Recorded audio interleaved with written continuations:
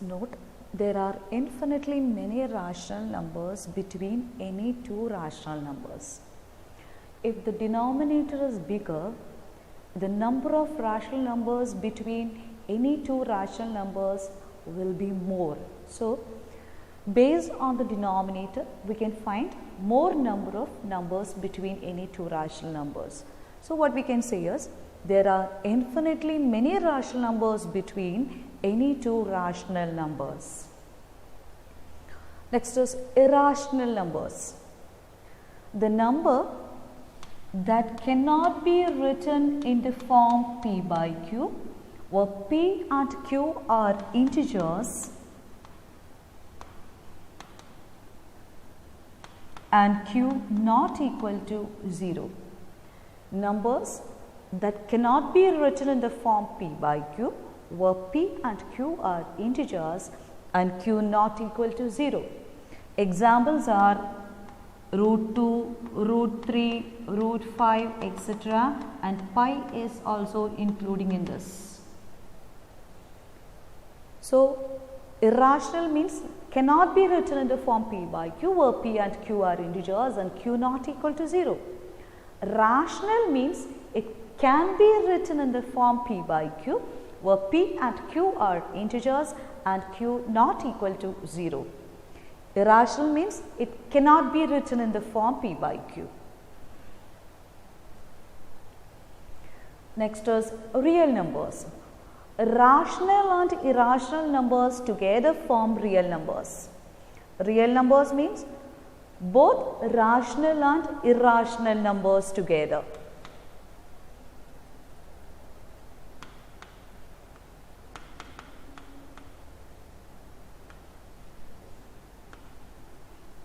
Rational and irrational numbers together form real numbers, and we can represent a collection of real numbers using the symbol capital R. Then every real number can be we can represent every real number on a number line. That means rational and irrational numbers we can represent on a number line. Every real number is represented by a unique point on the number line, and also every point on the number line represents a unique real number. Every point on the number line represents a unique real number. Then exercise 1.2, first question. State whether the following statements are true or false. Justify your answer. Every irrational number is a real number. So, real number means rational and irrational number. So, irrational means it is clearly a real number. So, the statement is true.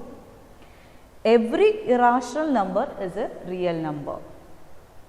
Then second question, every point on the number line is of the form root m, where m is a natural number.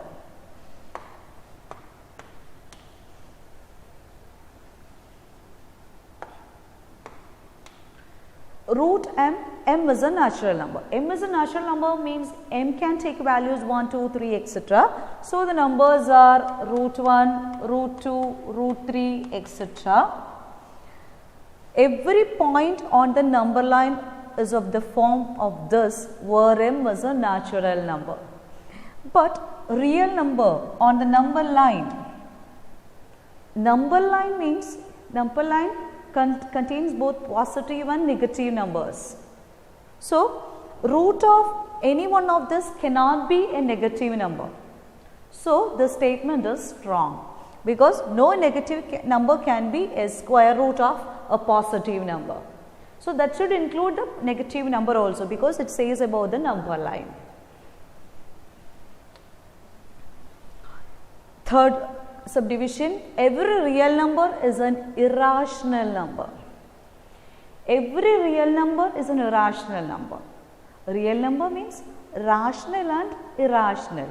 So, the statement is not correct, because it should include rational also.